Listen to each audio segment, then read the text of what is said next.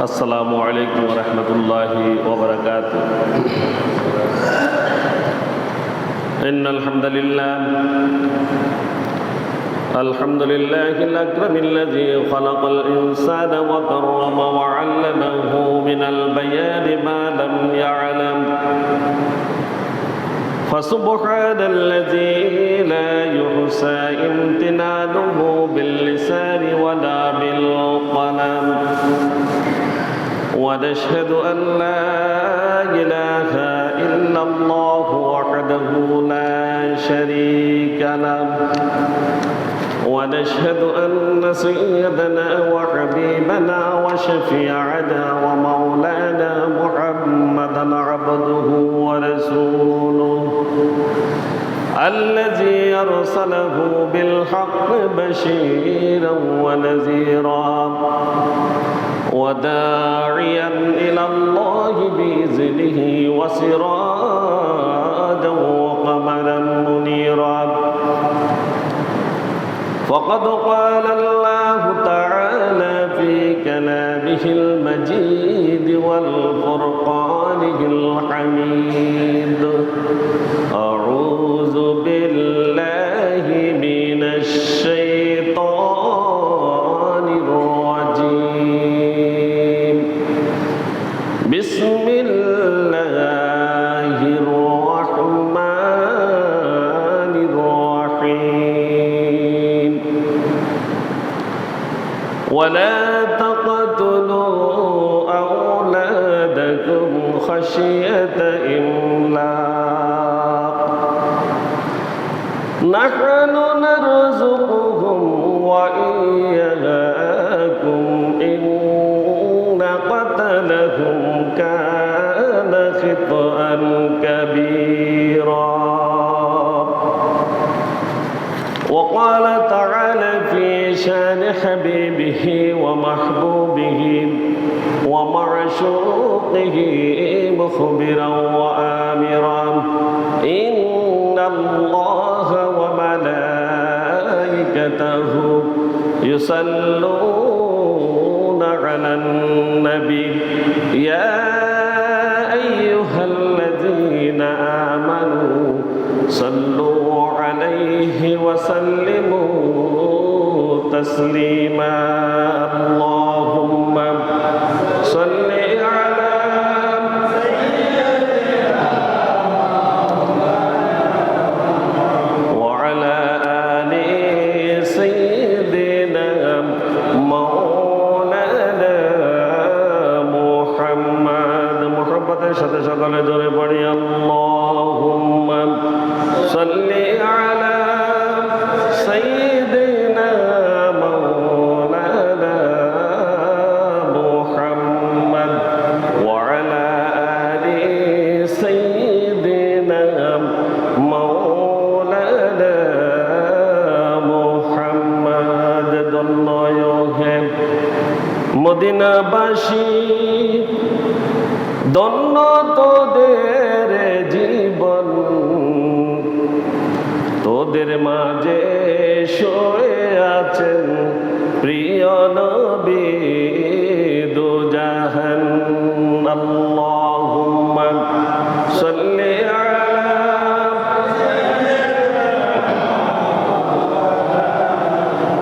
ওয়া আলা আলি সাইয়্যিদিনা মাওলানা মুহাম্মদ। বালাগাল উলা বিকামালিহি কাশাফাদ দুজা বিজামালিহি হাসানাত জামিউ খাসালিহি সাল্লু আলাইহি ওয়া আলিহি। মুহাম্মাদুর সাইয়্যিদুল কাউনাইনি ওয়াস সাকালাইন ওয়াল ফারিকাইন মিন উরবি ওয়া মিন আজামি।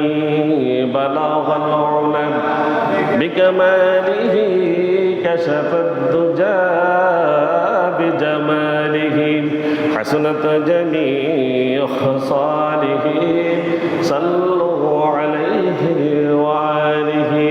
নবিয়ুনাল আমিরুন নাহিদ فلا أحد أبر في قول لا منه ولا نعمي بلغ العلا بكماله كشف الدجى بجماله حسنت جميع خصاله صلوا عليه وآله।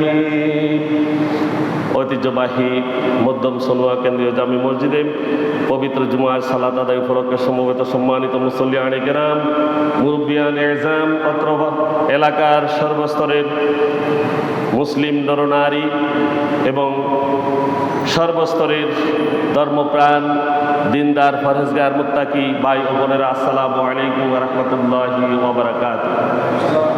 আল্লাহ তাআলা শুকরিয়া জ্ঞাপন করছি যে আল্লাহ সুবহানাহু ওয়া তাআলা আমাদেরকে সুস্বাস্থ্য এবং হায়াত নসিব করেছেন এবং আজকে জুমায় সমবেত হওয়ার তৌফিক এনায়েত করেছেন। সেই মহান মনিবের দরবারে শুকরিয়া আদায় করি, প্রত্যেক বড়ি আলহামদুলিল্লাহ। দরুদ ও সালাম পেশ করছি বিশ্ব মানবতার মুক্তির দূত, দুজাহানের সরদার, মানবতার বন্ধু হযরত মুহাম্মদ রাসূলুল্লাহ সাল্লাল্লাহু আলাইহি ওয়াসাল্লামের প্রতি সকলে বলি সাল্লাল্লাহু আলাইহি ওয়াসাল্লাম। সম্মানিত হাজিরিন, আজ হচ্ছে পয়লা জিলকদ 1445 হিজরি, 27 বৈশাখ 1431 বঙ্গাব্দ, 10 মে 2024 খ্রিস্টাব্দ। আজ ফেনীতে সূর্যোদয় হয়েছে 5টা 16 মিনিটে, দুপুর হয়েছে 11টা 46 মিনিট এবং জোহর শুরু হয়েছে 11টা 52 মিনিট থেকে। আজ ফেনীতে সূর্যাস্ত হবে 6টা 26 মিনিটে। সম্মানিত হাজিরিন, আমরা গত জুমায় আলোচনা করেছিলাম সন্তানের হক, কর্তব্য পিতামাতার উপর, পিতামাতার প্রতি সন্তানের কর্তব্য আমরা ঘোষণা করেছি। আজ আমরা আলোচনা করব সন্তানের অধিকার, সন্তানের প্রতি পিতামাতার কর্তব্য, উল্টাটা। ইনশাআল্লাহ আমরা প্রত্যেকে শোনার চেষ্টা করব এবং হৃদয়ঙ্গম করার চেষ্টা করব। যেহেতু আমরা সামাজিক জীব, আমরা কারো বাবা আবার কারো সন্তান, সেই হিসাবে আমাদের উভয় দিকে দায়িত্ব কর্তব্য রয়েছে। মানব সভ্যতার ক্রমবিকাশে সন্তান সন্ততির গুরুত্ব অপরিসীম, এজন্য বিবাহ ব্যবস্থারও প্রচলন আছে, ঠিক কিনা? এ সন্তান সন্ততিকে সঠিকভাবে লালন পালন করে তাদেরকে মানুষের মতো মানুষ করে গড়ে তোলার জন্য পিতামাতার কাঁধের উপরে রয়েছে অনেক দায়িত্ব কর্তব্য, ঠিক কিনা? আছে, আমরা প্রত্যেকে জানি। মুসলিম পরিবারে পিতামাতার ভূমিকা অত্যন্ত ব্যাপক এবং বিস্তৃত, অনেক বিশাল মুসলিম পিতামাতার উপরে। মহান আল্লাহ সুবহানাহু ওয়া তাআলা সন্তান সন্ততিকে দুনিয়ার জীবনের সৌন্দর্য হিসেবে অভিহিত করেছেন। আল্লাহ বলেছেন, যুয়্যিনা লিন-নাসি হুব্বুশ শাহাওয়াতি মিনান নিসাই ওয়াল বানিন। আল্লাহ তাআলা এই মানব জাতিকে পরীক্ষা করছেন, পরীক্ষা করবেন তার ভালোবাসার স্ত্রী এবং তার সন্তান সন্ততি দিয়ে। তাই পরিবারের সদস্যদের, বিশেষ করে নতুন প্রজন্মকে ইমানদার, আদর্শবান মানুষ রূপে গড়ে তোলা পিতামাতার প্রতি অপরিহার্য কর্তব্য, ঠিক কিনা? যদি একটা পিতা তার সন্তানকে, ধরেন একজন সন্তান, ওই সন্তানটাকে যদি সে ইসলামী আদর্শে যদি গড়ে উঠাতে পারে, সে যদি ইমানদার হয়, সে যদি সত্যিকারের মানুষ হয়, সে যদি তার রবকে চিনে, সে যদি তার পিতামাতার কর্তব্য বুঝে, ওই পিতার জন্য, ওই মাতার জন্য এই দুনিয়াও একটা বেহেশত, ঠিক কিনা? আমি ভুল বলছি, বুঝছেন কিনা আমার কথা? ছেলেটা যদি সৎ হয়, পিতামাতার কলজা বড় হয় না? বড় হয়। আবার একটা সন্তান যদি পিতামাতার অবাধ্য হয়, সমাজে যদি উচ্ছৃঙ্খল হয়, সে যদি মদ্যপ হয়, সে যদি আল্লাহ রসুলের পথ থেকে দূরে থাকে, তার ইমানে যদি কোনো ঘাটতি থাকে, ওই পিতামাতার জন্য এই দুনিয়াও একটা জাহান্নাম, ঠিক কিনা? তাদের কোনো মর্যাদা সমাজে থাকে না এই সন্তানের জন্য। এই জন্য প্রত্যেকটি পিতামাতার প্রয়োজন তার সন্তানকে আদর্শ মানুষ হিসেবে গড়ে তোলা, ঠিক কিনা? আমার সাথে একমত আপনারা? এজন্য আপনাদেরকে খেয়াল করতে হবে, আমাদের প্রত্যেককে লক্ষ্য রাখতে হবে, মহান আল্লাহ সুবহানাহু ওয়া তাআলা আমাদেরকে দুই জাতের সন্তান সন্ততি দেন। একটা হচ্ছে ছেলে, একটা হচ্ছে মেয়ে। আমাদের সমাজে আমরা ছেলে এবং মেয়ের মধ্যে পার্থক্য নিরূপণ করে ফেলি, ঠিক কিনা? এটা অভিভাবক হিসাবে করা যাবে না। এটা এক নম্বর। কয় নম্বর? এক নম্বর। আমরা কথা বলবো। এক নাম্বার কথা হচ্ছে ছেলে এবং মেয়ে দুইটাকে আলাদা করে দেখা যাবে না। টু আর ইকুয়াল, টু আর কি ইকুয়াল, দুইটাই সমান। দুইটা কি সমান।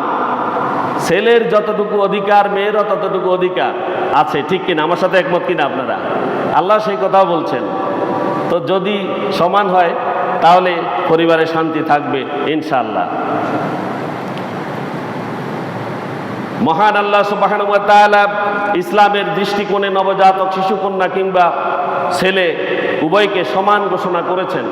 নবজাতক শিশুকন্যা হোক কিংবা ছেলে হোক, উভয়ের জন্মগ্রহণে পিতামাতাকে খুশি হতে হবে। কি করতে হবে?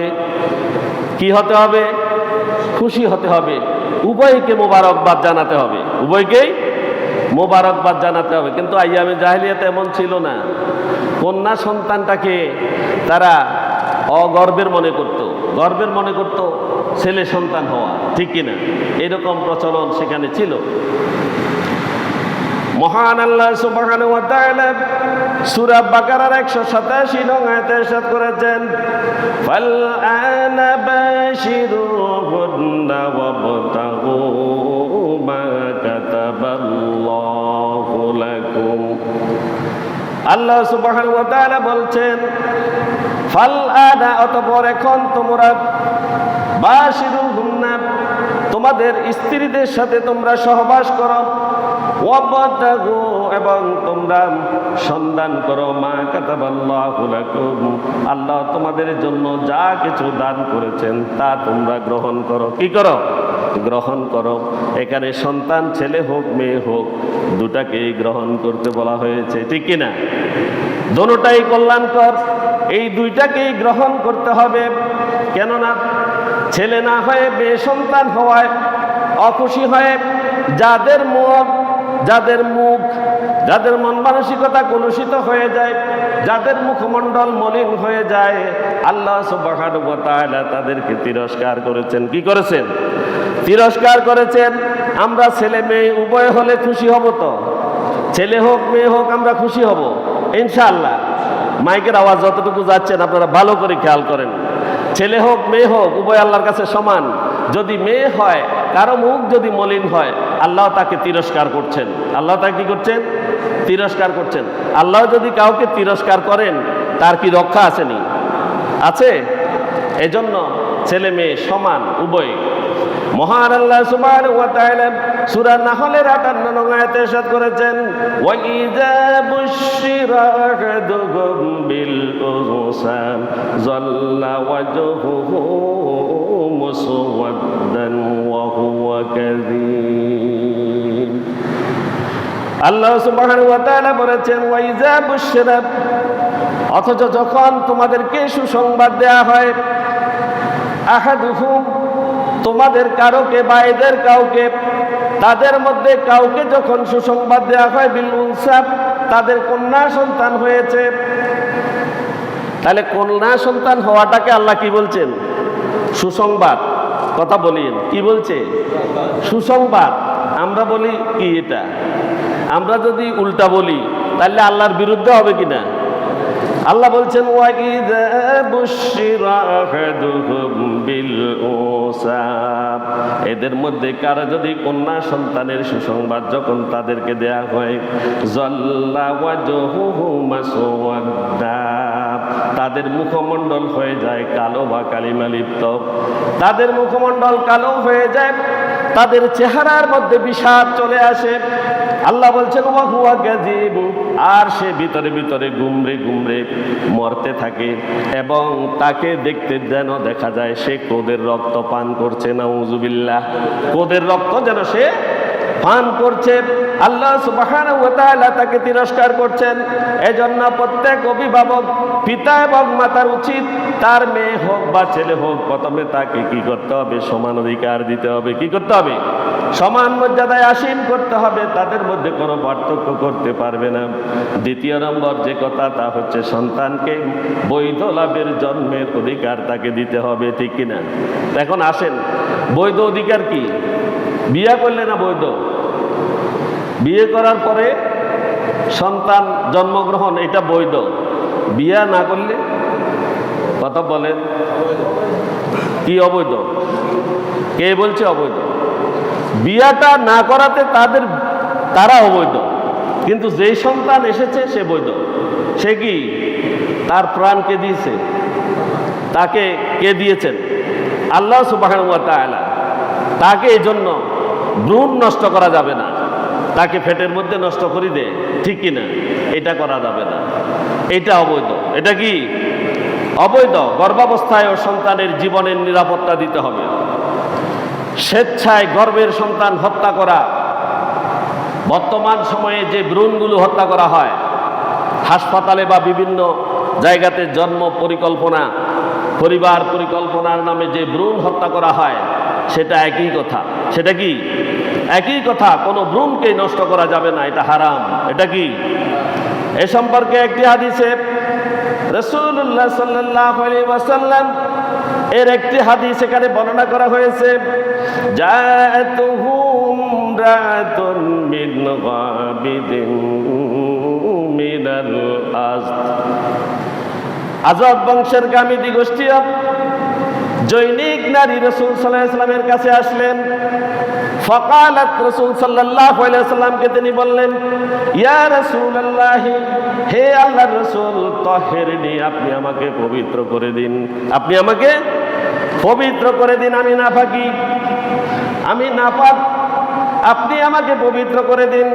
ফাকালা ওয়াইহাকি আরজিই ফাস্তাগফিরিল্লাহ ওয়া তুবি ইলাইহি। রাসূল সাল্লাল্লাহু আলাইহি ওয়াসাল্লাম বললেন, ওয়াইহাকে, হায় হায়, তোমার জন্য আমার আফসোস হয়, আক্ষেপ হয়। এর যে তুমি ফিরে যাও। তুমি কি? ফিরে যাও। ফাস্তাগফিরিল্লাহ, তুমি আল্লাহর কাছে ক্ষমা প্রার্থনা করো। ওয়া তুবি ইলাইহি, এবং তুমি আল্লাহর কাছে তওবা করো। ফাকালাত আরাকা তুরিদু আন তুরাদ্দিদানি কামা ওয়াদ্দাতা মাইজাত ইবনে মালিক। মহিলাটি বললেন, আপনি মুঈজ ইবনে মালিককে যেভাবে ফিরিয়ে দিয়েছিলেন, আমাকেও কি অনুরূপভাবে ফিরিয়ে দিতে চান কিনা হে আল্লাহর রাসূল? রাসূলকে ওই মহিলা প্রশ্ন করলেন। এখন মুঈজ ইবনে মালিক কি হয়েছে, তার কি সমস্যা? মুঈজ ইবনে মালিক রাসূল সাল্লাল্লাহু আলাইহি ওয়াসাল্লামের এক সাহাবী। তিনি রাসূল সাল্লাল্লাহু আলাইহি ওয়াসাল্লামের কাছে আসলেন, রাসূলকে বললেন, ইয়া রাসূলুল্লাহ, আপনি আমাকে পবিত্র করে দিন। রাসূল বললেন, তুমি ফিরে যাও, তোমার জন্য আমার আক্ষেপ হয়, তুমি ফিরে যাও। মুঈজ বিন মালিক তিনি ফিরে গেলেন। তিনি ফিরে গিয়ে আবার রাসূলের কাছে আসলেন, বললেন, ইয়া রাসূলুল্লাহ, আপনি আমাকে পবিত্র করেন।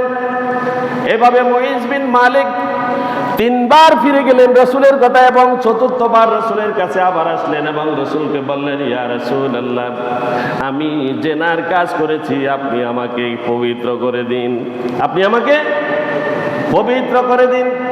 রাসূল সাল্লাল্লাহু আলাইহি ওয়াসাল্লাম সাহাবীদেরকে ডেকে বললেন, হে আমার সাহাবীরা, এই মুঈজ বিন মালিক কি বলছে? সে নাকি জেনা করেছে বলছে, সে পাগল হয়ে গেছে নাকি? তাকে তোমরা দেখো, সে কোনো পাগল হয়ে গেছে কিনা। সাহাবীরা জবাব দিল, ইয়া রাসূলুল্লাহ, সে পাগল হয়নি, সে পাগল হয়নি। অতঃপর রাসূল সাল্লাল্লাহু আলাইহি ওয়াসাল্লাম বললেন, তার মুখ শুকে তোমরা দেখো, সে কোনো মদ্যপ কিনা, সে কোনো মদ পান করেছে কিনা, তার মুখ শুকে দেখো। সাহাবীরা তাকে সুখে দেখলো সে মদ পান করেনি। অতঃপর রাসূল তাকে বললেন, তুমি জেনা করেছো কিনা? সে বলল, আমি জেনা করেছি ইয়া রাসূলুল্লাহ, আমি তওবা করতে চাই। কি করতে চাই? আমি তওবা করতে চাই, আমি জেনা করেছি। অতঃপর রাসূল সাল্লাল্লাহু আলাইহি ওয়াসাল্লাম সাহাবীদেরকে বললেন, তোমরা তাকে রজম করে দাও। রজম মানে তাকে কোমর পর্যন্ত মাটির মধ্যে গেড়ে পাথর বেড়ে তাকে হত্যা করে নাও, এটার নাম রজম। এটার নাম কি? রজম করে ফেল। সাহাবীরা তাকে কোমর পর্যন্ত মাটির মধ্যে গেড়ে প্রস্তর আঘাতে তাকে জর্জরিত করে, সেখানে সে মারা যায়। আর রাসূল সাল্লাল্লাহু আলাইহি ওয়াসাল্লাম সমস্ত সাহাবীকে ডেকে বললেন, হে আমার সাহাবীরা, তোমরা শুনে রাখো, এই যে মুইজ বিন মালিক, সে যেই তওবা করেছে, গোটা দুনিয়ার শেষ পর্যন্ত সমস্ত মানুষ যদি একসাথে আল্লাহর কাছে তওবা করে, তার তওবার সমান হবে না। সুবহানাল্লাহ। সে এমন তওবা করেছে, সে জেনা করেছে, আল্লাহর কাছে অনুতপ্ত হয়েছে, সে নিজেকে হত্যা করার জন্য, রজম করার জন্য আমার কাছে এসেছে, আমার কাছে এসেছে। এবং সে এমন তওবা করেছে যার কারণে রাসূল সাল্লাল্লাহু আলাইহি সাল্লাম সেখান থেকে তুলে তার জানাজা পড়িয়েছিলেন। রাসূল তার জানাজা পড়িয়েছিলেন এবং সাহাবীদেরকে বলেছেন, সে এমন তওবা করেছে, দুনিয়ার সমস্ত মানুষ একত্রিত হয়ে তাদের তওবা যা হয় এই মুইজ বিন মালিকের তওবার সমান হবে না। এই গ্রামে যুবক গোষ্ঠী নারী বললেন, আমাকে কি ওই মুইজ বিন মালিকের মতো আপনি কি ফিরিয়ে দিতেছেন? وما ذلك قالت إنها حب من الزنا।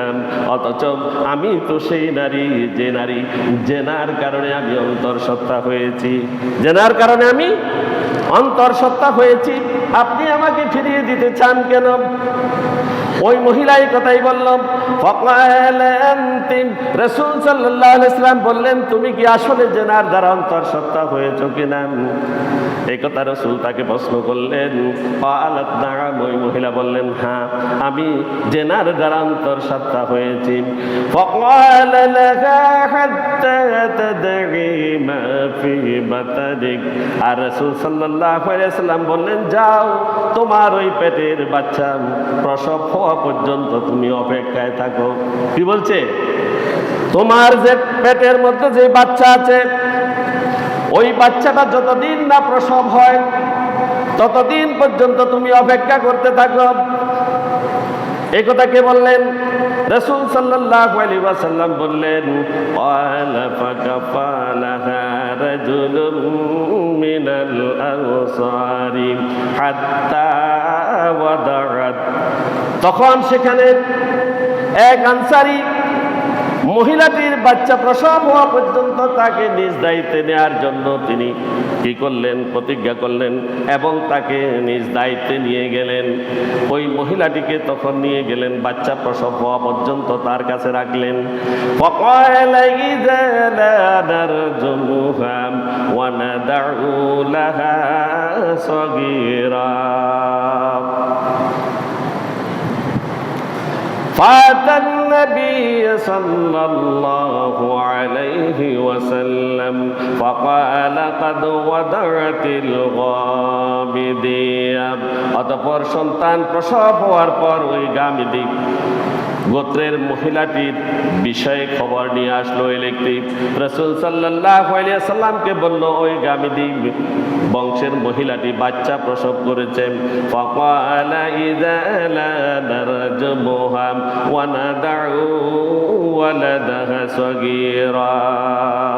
আর রাসূল সাল্লাল্লাহু আলাইহি ওয়াসাল্লাম বললেন, তার শিশু বাচ্চাটি রেখে এখন তাকে রজম করা যাবে না। তার শিশু বাচ্চাটিকে রেখে এখন রজম করা যাবে না। বাচ্চাকে কতটুকু অধিকার দিয়েছে ইসলাম দেখেন, একটা শিশুকে কতটুকু অধিকার দিয়েছে। পেটের মধ্যে হত্যা করা যাবে না এবং বাচ্চা দুনিয়াতে আসার পর মাকে রজম করা যাবে না, কারণ মা তার সন্তানটিকে দুধ পান করাতে হবে। কি করাতে হবে? দুধ পান করাতে হবে। রাসূল সাল্লাল্লাহু আলাইহি ওয়াসাল্লাম বললেন, লাইসা লাহু মান ইউরদিউহু।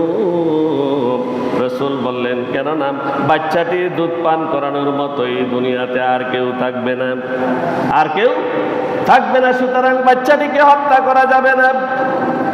فقام رجل من الأنصار فقال إلي رضاعهم يا نبي الله। তখন আনসারদের থেকে জৈনিক এক লোক দাঁড়িয়ে বলল, হে আল্লাহর নবী, আমি তাকে দুধ পান করানোর দায়িত্ব গ্রহণ করে নিলাম। এই কথা বলার পরে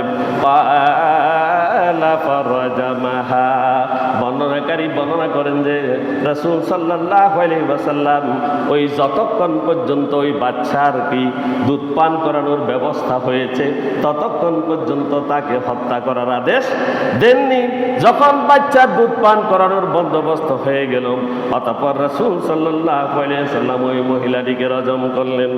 আর মহিলাটিকে রজম করার সময় তাকে যখন বুক পর্যন্ত ওই কবরের মাটির মধ্যে যখন তাকে গাড়ানো হলো, হযরত আবু সুফিয়ান তাকে বড় একটি পাথর মেরেছিল।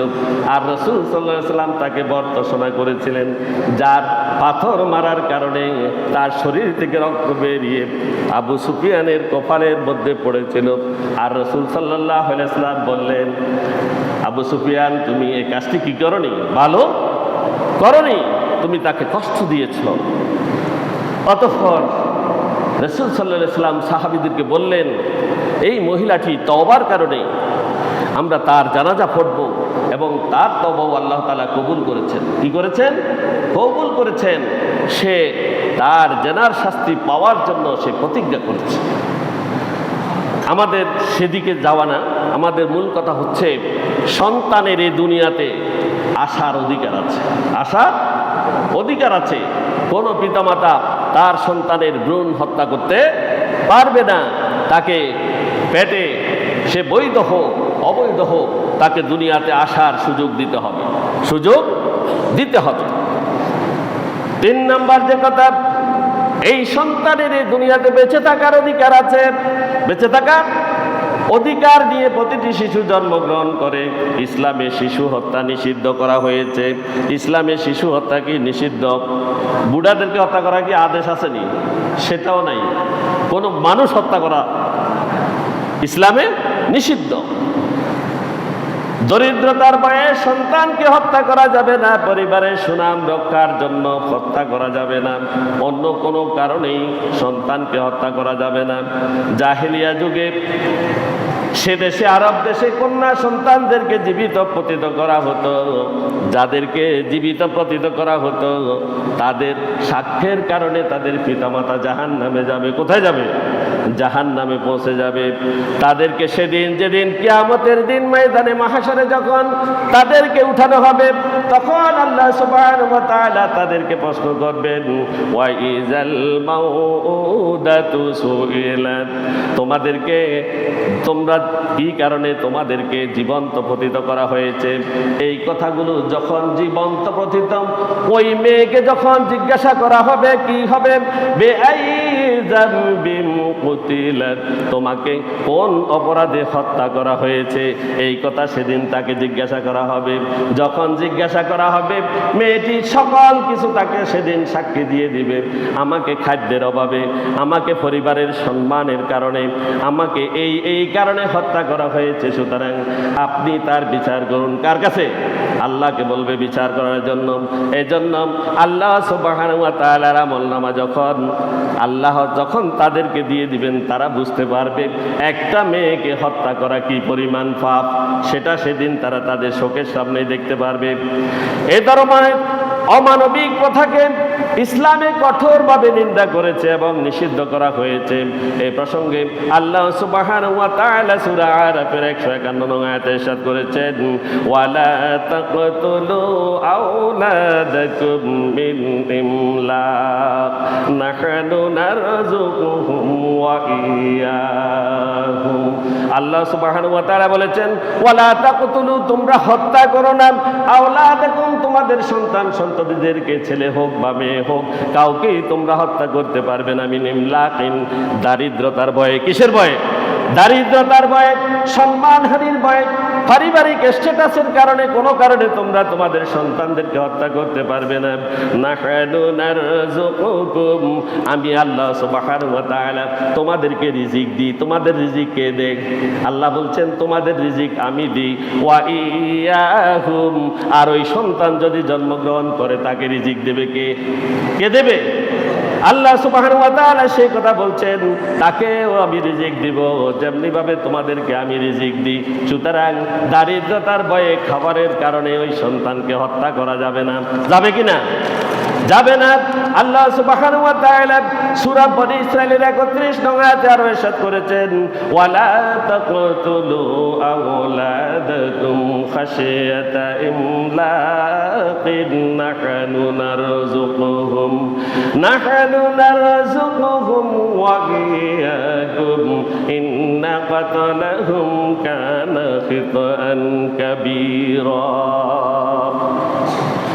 আল্লাহ সুবহানাহু ওয়া তাআলা বলছেন, ওয়ালা তাকতুলু, তোমরা হত্যা করবে না, সাবধান, তোমাদেরকে খবরদার করে দিচ্ছি, কোন সন্তানকে তোমরা হত্যা করতে পারবে না। শিশু হত্যা আমি নিষিদ্ধ করে দিলাম। আওলাদাকুম, তোমাদের ছেলে হোক মেয়ে হোক উভয়কে তোমরা হত্যা করতে পারবে না। খাশিয়াতা ইমলাকিন, খাদ্যের ভয়ে, দারিদ্রতার ভয়ে। কিসের ভয়ে? খাবার খাওয়ানোর ভয়ে, দারিদ্রতার ভয়ে তোমরা তাদেরকে হত্যা করবে না। নাহনু নারযুকুহুম, আমি আল্লাহ সুবহানাহু ওয়া তাআলা তাদেরকে খাবার দান করি, তাদের রিজিকের ব্যবস্থা করি। ওয়া ইয়্যাকুম, যেমনি ভাবে তোমাদের রিজিকের বন্দোবস্ত আমি করেছি। ইন্না কাতালাহুম কানা খিতাআন কাবীরা, আল্লাহ বলছেন নিশ্চয়ই তাদেরকে হত্যা করা এত বেশি পাপ, পৃথিবীর অন্য কোনো পাপ এত বড় নয়। পৃথিবীর অন্য কোনো পাপ এত বড় নয়, এটা হচ্ছে বড় পাপ। আল্লাহ সেই কথাই ঘোষণা করছেন। সুতরাং দারিদ্রতার ভয়ে কোনো সন্তানকে হত্যা করা যাবে না। এটা পিতামাতার কি উপরে সন্তানের হক, পিতামাতার উপরে সন্তানের কি অধিকার, এই কথাটা প্রত্যেককেই মনে রাখতে হবে। ৪র্থ নাম্বার, সন্তান হত্যা করা মহাপাপ। সন্তান হত্যা করা কি মহাপাপ। আন আব্দুল্লাহ ইবনে মাসউদ রাদিয়াল্লাহু তাআলা আনহু قال سألت النبي صلى الله عليه وسلم أي الذنب أعظم عند الله قال أن تجعل الله ندا وهو خلقك قلت إن ذلك لعظيم قلت ثم أي قال وأن تقتل ولدك تخاف أن يطعم معك قلت ثم أي قال أن تداني حليلة جارك। হযরত আব্দুল্লাহ ইবনে মাসউদ রাদিয়াল্লাহু তাআলা আনহু থেকে বর্ণিত, তিনি বলেন সাআলতু নবী সাল্লাল্লাহু আলাইহি ওয়াসাল্লাম, তিনি বলেন আমি রাসূল সাল্লাল্লাহু আলাইহি ওয়াসাল্লামের কাছে জিজ্ঞাসা করেছিলাম আইয়ুজ যানবি আ'যামু ইনদাল্লাহ, মহান আল্লাহ সুবহানাহু ওয়া তাআলার কাছে সবচেয়ে বড় পাপ কোনটি? এই কথা আমি রাসূলকে জিজ্ঞাসা করলাম। قال أن تجعل الله ندا وهو خلقك, আল্লাহ সুবহানাহু ওয়া তাআলা উত্তর দিলেন যে আল্লাহ তিনি তোমাকে সৃষ্টি করেছেন। রাসূল উত্তর দিলেন তিনি তোমাকে সৃষ্টি করেছেন অথচ তুমি মানুষকে তার সমকক্ষ বানাও, আল্লাহর সাথে কাউকে শরীক করো, আল্লাহর সমান কাউকে তুমি বানিয়ে নাও। অমুকে তোমাকে খাওয়াইছে, অমুকে তোমাকে পড়াইছে, অমুকে এই কাজ করেছে, তমুকে এই কাজ করেছে। আল্লাহর সাথে যদি তুমি সমকক্ষ বানাও, এটা হচ্ছে ১ নম্বরের পাপ। কত নম্বরের? ১ নম্বরের বড় পাপ। বলতু ইন্না যালিকা লাযীম, হযরত মাসউদ রাদিয়াল্লাহু তাআলা বলেন আমি বললাম এটা তো হচ্ছে বড় গুনাহ বটে। এরপরে বলতু সুম্মা আইয়ুব, হযরত মাসউদ বলেন আমি আবার রাসূলকে জিজ্ঞাসা করলাম এরপরে বড় পাপ কোনটি? ক্বালা তাকতুল ওয়ালাদাকা তাখাফু আন ইয়াতআমা মা'আকা, এরপরে বড় পাপ হচ্ছে ২ নম্বর। তিনি বলেন আপন সন্তানকে এই আশঙ্কায় হত্যা করা যে সে তোমার খাবারের সঙ্গী হবে বা তোমার খাবারের মধ্যে সে বাঘ বসাবে। বাঘ বসাবে, তোমার রিজিকের উপরে বাঘ বসাবে, এই কথা বলে সন্তানকে সে হত্যা করা, এটা হচ্ছে বড় পাপ। এরপরে হযরত মাসউদ বললেন, কুলতু সুম্মা আইয়ু, এরপরে বড় পাপ কোনটি? ক্বালা রাসূলুল্লাহ সাল্লাল্লাহু আলাইহি ওয়াসাল্লাম, রাসূল সাল্লাল্লাহু আলাইহি ওয়াসাল্লাম বললেন, আনতুজানিয়া হালিলাতা জারিকা, এরপরে বড় পাপ হচ্ছে প্রতিবেশীর স্ত্রীর সাথে কি করা? জেনায় লিপ্ত হওয়া, ব্যভিচারে লিপ্ত হওয়া, এটা হচ্ছে বড় পাপ। এই বড় পাপগুলো থেকে আল্লাহ সুবহানাহু ওয়া তাআলা আমাদেরকে হেফাজত করুন। প্রত্যেক বলি আমিন। আমাদেরকে আল্লাহ তাআলা হেফাজত করুন। তাহলে এক নম্বরে হাদিস দ্বারা বলা হচ্ছে আল্লাহর সাথে কখনো শিরিক করা যাবে না। আল্লাহর সাথে শিরিক করা যাবে না। মনে করতে হবে আমাকে সৃষ্টি করছেন আল্লাহ, এই পৃথিবীর আর কেউ সৃষ্টি করতে পারে না। সৃষ্টি করতে পারে না। পারে নাকি? পৃথিবীর কেউ কি সৃষ্টি করতে পারে? পারে না। সুতরাং যিনি আমাকে সৃষ্টি করেছেন তার সমকক্ষ এই পৃথিবীতে আর কেউ হবে না।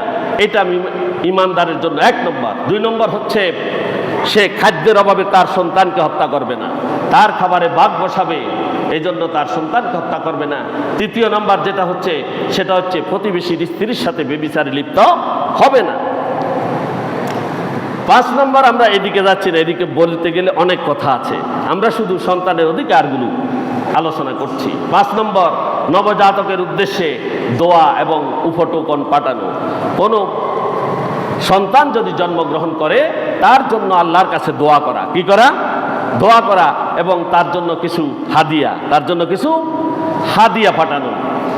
মহান আল্লাহ সুবহানাহু ওয়া তাআলা কোরআনে ইরশাদ করেছেন, এই মানব জাতি সন্তান যখন নবজাতক যখন জন্মগ্রহণ করে মানুষ কি করবে সেই কথা বলছেন। সন্তান সন্ততি ভূমিষ্ঠের পর নবজাতকের উদ্দেশ্যে তার সুস্বাস্থ্য এবং দীর্ঘায়ু কামনা করে, তার জন্য দোয়া করা। কি করা?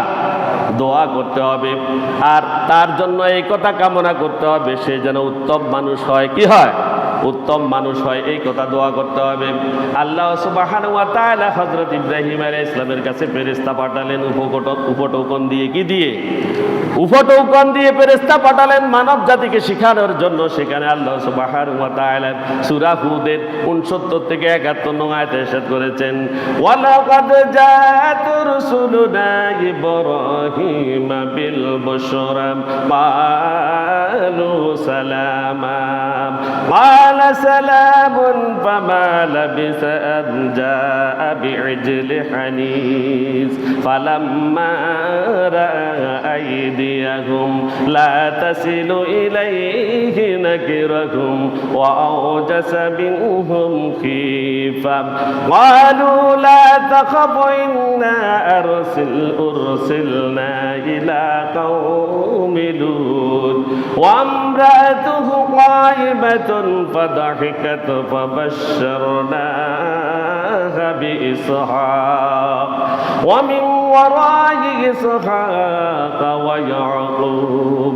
আল্লাহ সুবহানাহু ওয়া তাআলা বলেছেন, ওয়ালাকাদ জাআত রুসুলুনা, এবং আমি পাঠিয়েছিলাম, আমি কি প্রেরণ করেছিলাম রসুলুনা আমার ফেরেশতাদেরকে ইব্রাহিমের কাছে। ইব্রাহিম আলাইহিস সালামের কাছে 3 জন ফেরেশতা পাঠালেন। কয়জন? 3 জন ফেরেশতা পাঠালেন আল্লাহ সুবহানাহু ওয়া তাআলা বিল বুশরা, সুসংবাদ দিয়ে। কি দিয়ে? সুসংবাদ দিয়ে, ভালো খবর দিয়ে। ক্বালু সালামা, তারা হযরত ইব্রাহিম আলাইহিস সালামের সামনে গিয়ে ইব্রাহিম আলাইহিস সালামকে বলল, আসসালামু আলাইকুম। ইব্রাহিম আলাইহিস সালামকে বলল, আপনার উপরে শান্তি বর্ষিত হোক। ক্বালা সালামুন, হযরত ইব্রাহিম আলাইহিস সালাম বললেন, ওয়া আলাইকুমুস সালাম, আপনাদের উপরও শান্তি বর্ষিত হোক। ইব্রাহিম আলাইহিস সালামও তাদের সালামের জবাব দিলেন।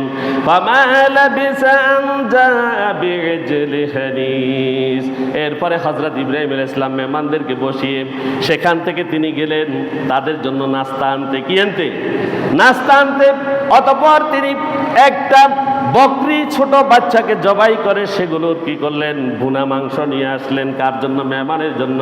ফালাম্মা আইদিয়াহুম লা তাসিলু ইলাইহি, যখন তিনি ভুনা মাংস আনলেন তখন তিনি দেখলেন তারা তাদের হাত সামনের দিকে বাড়াচ্ছে না নাস্তা খাওয়ার জন্য। নাস্তা খাওয়ার জন্য হাত সামনের দিকে দিচ্ছে না। নাকিরাহুম ওয়া আওজাসা মিনহুম খিফা।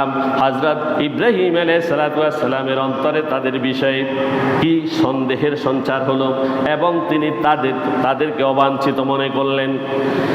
আর যখন তার অন্তরের ভিতরে এই কথা আসলো তখন ফেরেশতারা বললেন, ক্বালু লা তাখাফ, হে ইব্রাহিম তুমি ভয় করিও না, ভয়ের কোনো কারণ নাই। ইন্না উরসিলনা কওমি লূত, আমরা ফেরেশতারা কওমে লূতের প্রতি নাজিল হয়েছি। কার প্রতি? আমাদেরকে প্রেরণ করা হয়েছে কওমে লূতের কাছে। কওমে লূত সম্পর্কে আপনারা কিছু জানেন কিনা? জানেন না? আল্লাহ তাআলা শুধু এতটুকু বলি, তাদের বেবিচারের কারণে, তাদের সমকামিতার কারণে আল্লাহ সুবহানাহু ওয়া তাআলা প্রথমে এই ফেরেশতা তিনজনকে সেখানে পাঠিয়েছিলেন। আর ফেরেশতারা এত সুদর্শন ছিল পুরুষ, তাদের প্রতিও তারা আসক্ত হয়েছিল, যার কারণে আল্লাহ সুবহানাহু ওয়া তাআলা হযরত জিবরাইলকে হযরত লূত আলাইহিস সালামের দোয়ার কারণে এখানে পাঠিয়ে তার জিবরাইলের এক ডানার বাড়িতে সমস্ত লোক অন্ধ হয়ে গিয়েছিল। সুবহানাল্লাহ, অন্ধ করে দিয়েছিলেন আল্লাহ। এরপরে পুরা রাতের মধ্যে হযরত জিবরাইল আলাইহিস সালাতু ওয়াস সালাম মধ্যরাতে 5টি শহরকে উপরের দিকে মুষ্টিতে তোলে নিচের দিকে উল্টায় দিয়েছিলেন। কি দিয়েছিলেন? উল্টায় দিয়েছিলেন সমকামিতার কারণে। অন্য সময় এটা আমরা ইনশাআল্লাহ যদি লূত আলাইহিস সালামের কাহিনী আসে তখন বলবো। লূত আলাইহিস সালাম ছিলেন হযরত ইব্রাহিম আলাইহিস সালামের আপন ভাতিজা। তারা কেনানে একসাথে এসেছিলেন হযরত ইব্রাহিম আলাইহিস সালামের সাথেই। আর হযরত লূত আলাইহিস সালাম ছিলেন এখানে আপনার ফিলিস্তিন এবং এই জর্ডানের মধ্যবর্তী এই জায়গাগুলোতে তিনি মেহমান হিসেবে ছিলেন। সেখানেই আল্লাহ তাআলা তাকে নবী হিসেবে গ্রহণ করেছিলেন। আর যখন বাতিজার কথা শুনলেন, বললেন কি হয়েছে, লূতের কি সমস্যা, লূতের জাতির কাছে তোমরা কেন আসছো? তখন সেখানে সমস্ত কথা তারা জেনেছেন এবং আমি সংক্ষেপে বলছি, ফেরেশতাদেরকে বলল যে আমার ভাতিজা বা তার পরিবারের কি অবস্থা হবে? তখন ফেরেশতারা বললেন তার পরিবারের কোনো সমস্যা হবে না, শুধু তার স্ত্রী ব্যতীত। কি ব্যতীত? স্ত্রী ব্যতীত। আর স্ত্রী তারা তার পিতা এবং তার ভাইদেরকে সহায়তা করেছে, ওই সমস্ত অকামের কারণে সেও ধ্বংস হয়ে যাবে। পরে তাদেরকে অন্যত্র চলে যাইতে বলেছিল ফেরেশতারা, যাওয়ার সময় বলেছিল পিছনে কেউ তাকাবে না। তখন তার স্ত্রী পিছনে তাকিয়েছিল। বর্তমানে সে পাথরের মূর্তি হিসেবে এখনো দৃষ্টান্ত হিসেবে আছে লূতের স্ত্রী। সেই কথা অনেক লম্বা কথা, আমি সেদিকে যাচ্ছি না। এরপরে এই কথা যখন বললেন তখন পিছনে হযরত ইব্রাহিম আলাইহিস সালামের স্ত্রী দাঁড়ানো ছিলেন পর্দার আড়ালে। হযরত ইব্রাহিম আলাইহিস সালামের স্ত্রী কয়জন? দুইজন। কয়জন? দুইজন ছিলেন। একজনের নাম ছিল সাররা। কি নাম ছিল? সাররা। একজনের নাম ছিল হাজেরা। হাজেরা ছিল দ্বিতীয় স্ত্রী, সাররা ছিল প্রথম স্ত্রী। দীর্ঘ 80 বছর অতিক্রান্ত হয়ে যাওয়ার পরে সাররার কোনো সন্তান হচ্ছিল না। তাই সাররা বিবি হাজেরাকে, তার দাসীকে হযরত ইব্রাহিম আলাইহিস সালামকে বিয়ে করার অনুমতি দিয়েছিলেন। সেই ঘরে হযরত ইসমাইল আলাইহিস সালাম হয়েছিল। এরপরে যখন বৃদ্ধ বয়স, সাররার কোনো সন্তান হওয়ার কোনো সুযোগ নেই, ঠিক এমন সময় ফেরেশতারা বললেন, কাকে? ওই সাররা পিছনে ছিল, সেখানে বললেন, কি বললেন?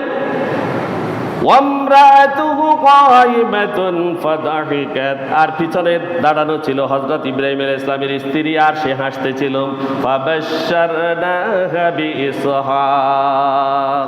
আল্লাহ তাআলা এই হযরত ইব্রাহিম এবং বিবি সাররাকে, এই দুজনকে কি করলেন? সুসংবাদ দিলেন। কার? ইসহাক আলাইহিস সালামের। কার? ইসহাক কে ছিলেন? ইসহাক সাররার সন্তান, হযরত ইব্রাহিম আলাইহিস সালামের সন্তান। সাররা এই ইসহাকের সুসংবাদ দিলেন সাররাকে। ওয়ামিন ওয়ারাই ইসহাক ওয়া ইয়াকুব, এবং আরো সুসংবাদ দিয়েছিলেন যে হযরত ইসহাক আলাইহিস সালামের পরবর্তীতে তার এক সন্তান হবে, নাম হবে ইয়াকুব, অর্থাৎ হযরত ইব্রাহিম আলাইহিস সালামের নাতি। তার সুসংবাদও দিলেন এবং হযরত এমন সুসংবাদ দিলেন তাদেরকে যে হযরত ইয়াকুব আলাইহিস সালামের বংশধরদের মধ্যে কোথাও লেখা হয়েছে শত শত, আর কোথাও বলা হয়েছে হাজার হাজার নবীর উদ্ভব হয়েছে ওই বংশে। সুবহানাল্লাহ। এই সুসংবাদটুকু নিয়ে এসেছিলেন ফেরেশতারা এখানে। এরপরে আল্লাহ সুবহানাহু ওয়া তাআলা সূরা মারইয়ামের ৭ নং আয়াতে ইরশাদ করেছেন, ইয়া যাকারিয়া ইন্না নুবাশশিরুকা বিগুলাম ইসমুহু ইয়াহইয়া লাম নাজআল লাহু মিন ক্বাবলু সামিয়া। আল্লাহ তাআলা বললেন, ইয়া যাকারিয়া, হে যাকারিয়া, ইন্না নুবাশশিরুকা, নিশ্চয় আমি তোমাকে সুসংবাদ দিচ্ছি, বিগুলামিন, একটি পুত্র সন্তানের। কিসের? একটি পুত্র সন্তানের সুসংবাদ দিচ্ছি। ইসমুহু ইয়াহইয়া, যার নাম হবে ইয়াহইয়া। লাম নাজআল লাহু মিন ক্বাবলু সামিয়া, আর আমি আল্লাহ সুবহানাহু ওয়া তাআলা এর পূর্বে আর কারো নামকরণ করেনি ইয়াহইয়া। ইয়াহইয়া এই নাম তার আগে আমি আর রাখিনি, এটি তোমাকে আমি সুসংবাদ দিলাম। তাহলে এই নবজাতকের উদ্দেশ্যে কি করতে হবে? দোয়া এবং উপটোকন প্রেরণ করা প্রত্যেকটি অভিভাবক এবং প্রতিটি মানুষের পিতামাতার কর্তব্য, ঠিক কিনা, সন্তানের প্রতি। এরপরে ৬ষ্ঠ নম্বরে নবজাতকের ডান কানে আজান দেয়া। সময় তো শেষ। আজান এবং বাম কানে ইকামত দিতে হবে। আমি সংক্ষেপে শুধু বলেই যাব, ডান কানে আজান এবং বাম কানে ইকামত দিতে হবে। রাসূল সাল্লাল্লাহু আলাইহি ওয়াসাল্লামের নাতি হযরত হুসাইন হাসান রাদিয়াল্লাহু তাআলা যখন জন্মগ্রহণ করলেন, তখন তিনি আজানের মতো করে তার ডান কানে আজান দিয়েছিলেন। আন উবাইদুল্লাহ ইবনে আবি রাফি আন আবিহি ক্বালা রাআইতু রাসূলুল্লাহি সাল্লাল্লাহু আলাইহি ওয়াসাল্লাম আযানা ফি উযুনিল হাসান ইবনে আলী হিনা ওয়ালাদাতহু ফাতিমা বিস-সালাত। হযরত উবাইদুল্লাহ ইবনে আবু রাফি তার পিতা থেকে বর্ণনা করেন যে তিনি বলেন, হযরত ফাতিমা যখন ইমাম হুসাইনকে প্রসব করলেন, তখন রাসূল সাল্লাল্লাহু আলাইহি ওয়াসাল্লাম তার ডান কানে সালাতের মতো করে আজান দিলেন। প্রতিটি পিতামাতার কর্তব্য তার ছেলে সন্তান যখন জন্মগ্রহণ করে ডান কানে আজান দেয়া এবং বাম কানে ইকামত দেয়া। আমি সংক্ষেপে বলে যাচ্ছি, আমাদের সময় কম। এরপরে ৭ নম্বর যে কাজটি করতে হবে, সন্তানের জন্মের পরপরই তাকে ইসলামী কালেমা শোনাতে হবে, তাকে কালেমার তালকিন করতে হবে। কি করতে হবে? কালেমার তালকিন বা ইসলামী মহড়া তাকে দিতে হবে। তাকে কি তার সামনে কালিমা তাইয়্যিবা, শাহাদাত, এগুলো তার সামনে বলতে হবে, তার সামনে বলতে হবে। সে যেন প্রথম থেকেই কালেমার প্রতি আসক্ত হয়। মুসলিম পরিবারের সন্তানদের প্রতি এটি হবে কি, অভিভাবকদের প্রতি এটা কর্তব্য। এরপরে তাকে আল্লাহ তাআলা তিনি সৃষ্টিকর্তা, তিনি রব, তিনি লা শরীক, এই কথাগুলো তার কাছে পৌঁছাতে হবে আস্তে আস্তে, ঠিক কিনা, এগুলো করতে হবে। এটা পিতামাতার কর্তব্য।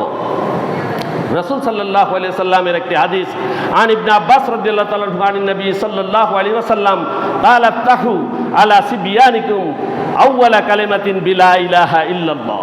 তোমরা, এখানে বলছে হযরত ইবনে আব্বাস রাদিয়াল্লাহু তাআলা আনহু রাসূল সাল্লাল্লাহু আলাইহি ওয়াসাল্লাম থেকে বর্ণনা করেছেন, রাসূল বলেছেন, তোমরা নিজ নিজ শিশুকে সর্বপ্রথম যেই কথা শিখাবে সেই কথা হচ্ছে লা ইলাহা ইল্লাল্লাহ। এই কথাটা তাকে শিখাতে হবে, আল্লাহ ছাড়া কোনো মাবুদ নেই, এই কথা শিখাতে হবে। মুসলিম পিতামাতার কর্তব্য এটি। এরপরে তাহনিক করা মানে সন্তান যখন হয় তাকে খেজুর চিবিয়ে তার খেজুর রস খাওয়ানো, খেজুরের রস আঙ্গুলে দিয়ে তার মুখের মধ্যে দেয়া। আর যদি খেজুরের রস পাওয়া না যায়, তাহলে মিশ্রি, চিনি, শিরা কিংবা মধু দেয়া, এগুলো দেওয়া রাসূলের সুন্নত, এগুলো দেয়া রাসূলের সুন্নত। যদি দেয়া হয় তাহলে তার মুখ নাড়াছাড়া করবে, তার তাড়াতাড়ি মুখের বুলি ফুটবে এবং তার পেটে যেগুলো যাবে, পেটে যাওয়ার কারণে তার মায়ের দুধের পিপাসা বাড়বে এবং খাদ্যের প্রতি সে আসক্ত হবে, আগ্রহ সৃষ্টি হবে। এজন্য তাহানিক করা, তার মুখে মিষ্টি দেয়া। ৯ নম্বর যেটা, সেটা হচ্ছে মাথা মুন্ডন করানো এবং চুল সমপরিমাণ দান খয়রাত করা। মাথা মুন্ডন করা ৭ম দিন, আমি সংক্ষেপে বলছি, ৭ম দিন তার মাথা চুলগুলো ফেলে দেয়া এবং তার চুল যতগুলো হয় সেরকম ওই পরিমাণে স্বর্ণ অথবা রৌপ্য গরিব মিসকিনের মধ্যে দান করা। তিরমিজি শরীফের একটি হাদিসে আছে, রাসূল সাল্লাল্লাহু আলাইহি ওয়াসাল্লাম হাসান রাদিয়াল্লাহু তাআলা আনহু যখন জন্মগ্রহণ করেছেন, তিনি প্রথম বকরি দিয়ে আকিকা করলেন এবং তার কন্যা ফাতেমা রাদিয়াল্লাহু তাআলা আনহাকে তিনি নির্দেশ দিলেন যে তার যে পরিমাণ চুল হয় সে পরিমাণ রৌপ্য দান করার জন্য। এরপরে 10ম যেটি, সেটা হলো শিশুর সুস্থ শারীরিক বিকাশের লক্ষ্যে বুকের দুধ খাওয়ানো। এই কথাটা বলতে গেলে তো বেহাল কথা, বুকের দুধের কথা বলতে গেলে আমাদের দেশের মা বোনেরাও নারাজ হয়ে যাবে। একের খুব নারাজ হয়ে যাবো আমি কইলে, অনেকে আর উপরে এখানে অবশ্য হয়ে যাবেন এই কথা কইলে। আল্লাহ বলছেন ওয়াসাইনাল ইনসানা বিওয়ালিদাইহি হামালাতুহু উম্মুহু ওয়াগাদান আলা ওয়াগানিন ওয়া ফিসালুহু ফি আমাইন। আল্লাহ বলছেন তাকে 2 বছর দুধ পান করানোর জন্য, কয় বছর দুধ পান করানোর কথা বলেছেন? 2 বছর। পিতা মাতা অনেক কষ্টে তাকে 2 বছর পর্যন্ত কষ্টের পর কষ্ট স্বীকার করে তাকে বহন করেছে এবং তাকে দুধ পান করিয়েছে। এই কথাগুলো সন্তান সারা জীবন মনে রাখবে। যদি মা দুধ পান করায়, যদি মা দুধ পান করায় আর মারা যদি দুধ পান না করায়, তাহলে সন্তান তাকে ওই পরিমাণ শ্রদ্ধা, স্নেহ, আদর, ভালোবাসা কিছুই দেবে না। দিবে কিনা? আমাদের দেশে তো মায়েরা তাদের স্তন ভেঙে যাবে, নাউজুবিল্লাহ বলেন, নাউজুবিল্লাহ, স্তন ভেঙে যাবে, এজন্য তার সন্তানকে দুধ পান করায় না, বাইরে থেকে বোতল আনি খাওয়ায়। কি খাওয়ায়? বোতল আনি খাওয়ায়। দেখবেন শরীর এত বড় হয়ে গেছে, কিন্তু আকল বলতে তার কিছু হয় নাই, কিছুই হয় নাই। আর আমাদের দেশে কুসংস্কার, শাল দুধ যখন মায়ের স্তনের যে দুধগুলো, ওই শাল দুধগুলো বের করে এগুলো ফালাই দেয়। এগুলো ফালানো যাবে নি? এগুলো ফালানো যাবে? এটার মধ্যে আল্লাহ কি দিছেন শুনবেন? এটার মধ্যে আল্লাহ কি দিছেন? এই শাল দুধ যে সন্তানকে পান করাবে, তার চিরজীবন মৃত্যু পর্যন্ত কঠিন রোগগুলোর প্রতিরোধ ক্ষমতা থাকবে তার শরীরে। আল্লাহু আকবার। এরপরে তার শরীরে যদি দুরারোগ্য কোনো ব্যাধি, যদি সংক্রমণ হওয়ার আশঙ্কা থাকে, সেটা বিতাড়ন করে দিবে এই শাল দুধ। সুতরাং সম্মানিত মা ও বোনেরা, আপনারা এই শাল দুধ কখনো ফেলে দিবেন না। এই শাল দুধ সন্তানের জন্য 1 নাম্বার ঔষধ। 1 নাম্বার কি ঔষধ? এই দুধ সন্তানকে পান করাবেনই। আল্লাহ সুবহানাহু ওয়া তাআলা এই দুধ এত হালকা এবং মিষ্টি, এবং এই জিনিসটি এত ভালো এবং উপাদেয়, এটা ভাষায় বর্ণনা করা যাবে না। বিজ্ঞানীরা এটা নিয়ে বহু গবেষণা করেছেন। এটার সমকক্ষ মহৌষধ আর পৃথিবীতে কোনো ডাক্তারি, কোনো মেডিকেল সায়েন্স তৈরি করতে পারেনি, আর আমরা সেটাকে ফালাই দিই। এটা করা যাবে না। এরপরে 11 নম্বর, শিশুর একটা সুন্দর নাম রাখতে হবে। আর নাম রাখার সময় অনেক হাদিস আছে, এখানে আমি বর্ণনা করতে পারবো না, সময় নেই। যে একটা সুন্দর নাম রাখবেন, ইসলামিক নাম, এবং যেই নামটা সাথে তার পিতৃপুরুষ এবং অন্যদেরও পরিচয় থাকবে, সে যে মুসলিম এই পরিচয়টা থাকবে। আমাদের দেশে জন্টু, মন্টু, যে সমস্ত নাম, টুটুল রাখে, টুটুল হচ্ছে ইংরেজের কুত্তার নাম, মন্টুও কুত্তার নাম। এই জন্টু, মন্টু এগুলা মুসলমানের নাম হইতে পারে না। একটা ইসলামিক নাম রাখার চেষ্টা করবেন। এখানে আল্লাহ তাআলা কোরআন কারীমে বলেছেন, ইয়া আইয়ুহান নাসু ইন্না খালাকনাকুম মিন যাকারিন ওয়া উনসা ওয়া জাআলনাকুম শুবান ওয়া ক্বাবাইলা লিতাআরাফু ইন্না আকরামাকুম ইনদাল্লাহি আতকাকুম ইন্নাল্লাহা আলিমুন হাকীম। এই নামের বিষয়ে বলেছেন আল্লাহ তাআলা তোমাদেরকে একজন পুরুষ ও একজন নারী হতে সৃষ্টি করেছেন, এরপর তোমাদেরকে বিভিন্ন জাতি ও গোষ্ঠী তিনি বিভক্ত করেছেন, এবং সবচেয়ে সম্মানিত সে ব্যক্তি আল্লাহর কাছে যে ব্যক্তি ন্যায়বান, যে ব্যক্তি ন্যায়বান, ন্যায়ের সাথে তার নামটা রাখার চেষ্টা করবেন। আমি শুধু নাম্বারগুলো বলে যাচ্ছি। 12 নম্বর হচ্ছে সন্তানের আকিকা করা। কি করা? 7ম দিনে আকিকা করা। আকিকা ছেলে হইলে 2টা, ছেলে হইলে 2টা পশু, আর মেয়ে হইলে 1টা পশু, এটা দিয়ে আকিকা করে ফেলা। এখানে আকিকারও অনেক হাদিস কোরআন আছে, আমি শুধু সামনে দিয়ে যাচ্ছি। তাকে খতনা করানো। কি করানো? খতনা করানো। পিতামাতার কর্তব্য এগুলা কার? পিতামাতার কর্তব্য। তার আকিকা করবেন পিতামাতা, এরপরে তাকে খতনা করাবেন, তাকে খতনা করাবেন। খতনার বিষয়ে অনেক কথা আছে। রাসূল সাল্লাল্লাহু আলাইহি ওয়াসাল্লাম ইমাম হাসান এবং হোসাইনের সব 7 দিনের সময় খতনা করে ফেলেছেন, খতনা করে ফেলেছেন। যত সম্ভব হলে করে ফেলা, আর না হলে 7 বছরের ভিতরে খতনা করা। 7 বছরের ভিতরে খতনা করা। অনেক কথা থেকে যাচ্ছে, আবার অনেকে মনে করবেন যে হুজুর তো অনেক কথা কয় না, সময়ের অভাবে বলতেছি না। এরপরে পিতৃ পরিচয়, প্রকৃত বংশ পরিচয়। এই জন্য পিতৃ পরিচয়ের সাথে মিল রেখে ছেলেকে গড়ে তুলবেন। পিতা সন্তানকে, শিশু সন্তানকে পিতামাতার কর্তব্য হচ্ছে তাদেরকে ভালোবাসা দিয়ে তাদেরকে বড় করবেন। সন্তান সন্ততি পার্থিব জীবনের শোভা, এই কথা মনে করবেন। এই শোভাটা যেন অকালে হারিয়ে না যায়, সেদিকে আপনারা লক্ষ্য রাখবেন। আরেকটা কর্তব্য হচ্ছে সন্তান সন্ততি আল্লাহর পক্ষ থেকে পরীক্ষা, এই পরীক্ষায় আপনাদেরকে উত্তীর্ণ হতে হবে। এই জন্য সন্তান সন্ততির প্রতি আপনাদেরকে খেয়াল করতে হবে। ধনসম্পদ ও সন্তান সন্ততি আল্লাহর স্মরণ হতে আপনাদেরকে যেন গাফেল না রাখে, এটাও আপনাদের প্রতি কর্তব্য। কাফেরদের মাল ও সম্পদ কোনো কাজে আসবে না, তাদের সন্তান সন্ততিও কোনো কাজে আসবে না। সন্তানের ভরণ পোষণ পাওয়ার অধিকার আছে, সব কিছু আপনারা তাদেরকে দেবেন। আপনারা দেন, আমি জানি এই এলাকায় সবাই দেয় সন্তানদেরকে, শুধু কয়েকটা কুলাঙ্গার ফিতা আছে, ছেলে সন্তান দেখলে দৌড়ায়, আছে মাঝে মধ্যে কতগুলা। এই কুলাঙ্গার আপনারা কেউ হবেন না, অত এলাকার কেউ, সবাই আমি জানি ভালো মানুষ। এরপরে সন্তানদেরকে প্রথম থেকে সালাতের আদেশ করবেন। কিসের? আল্লাহর পক্ষ থেকে এক নাম্বার কি? এক নাম্বার ইবাদত কি? সালাত। সালাতের আদেশ করবেন এবং তাদেরকে 7 বছর বয়স থেকে সালাতের প্রশিক্ষণ দিবেন। এরপরে তাদেরকে বিছনা আলাদা করে দিবেন, বিছনা আলাদা করে তাদেরকে সেখানে থাকার ব্যবস্থা করে দিবেন। ইসলামী শিক্ষায় শিক্ষিত করে তুলবেন। কি করবেন? ইসলামী শিক্ষায় শিক্ষিত করে তুলবেন। এখন ইসলামের কথা শুনলে গায়ে জ্বর উঠে যায়, মনে করবেন আপনার ভিতরে সমস্যা আছে। ইসলামটা আগে নিজের মধ্যে নেন। ইসলামী শিক্ষায় সন্তানকে কি করবেন? সুশিক্ষিত করে নেবেন। আর যদি কোনো মেয়ের ক্ষেত্রে যদি হয়, কোনো মেয়েকে যদি, একটা মেয়ে যার হয়, সে যদি ইসলাম শিক্ষা দিয়ে তার মেয়েকে সুপাত্রে অর্পণ করে, তার জন্য একটা জান্নাত, তার জন্য একটা জান্নাত। 2টা মেয়ে যদি এরকম করে, রাসূল সাল্লাল্লাহু আলাইহি ওয়াসাল্লাম বলেছেন আমি আর সে এইভাবে জান্নাতে থাকবো একসাথে, সুবহানাল্লাহ। এরপরে যদি 3টি মেয়ে যদি এইভাবে ইসলামী শিক্ষা দিয়ে যদি তাদেরকে সুপাত্রে অর্পণ করা হয়, রাসূল সাল্লাল্লাহু আলাইহি ওয়াসাল্লাম বলেছেন তার জন্য জান্নাত ওয়াজিব, তার জন্য জান্নাত কি? ওয়াজিব। এবং জাহান্নাম তার জন্য হারাম, জাহান্নাম তার জন্য হারাম। এই জন্য ইসলামী শিক্ষার কোনো বিকল্প নাই। এই কথাগুলো আমরা খেয়াল রাখবো। আমাদের সময়ের শাসনে আপনাদের কাছে মাপ চাচ্ছি, আসলে আরও অনেক রয়ে গেছে, তারপরও আমি একটু দেরি করে ফেলছি। আপনারা ক্ষমা সুন্দর দৃষ্টিতে দেখবেন। ওমা তৌফিক ইল্লা বিল্লাহ। আসসালামু আলাইকুম ওয়া রাহমাতুল্লাহি ওয়া বারাকাতুহু।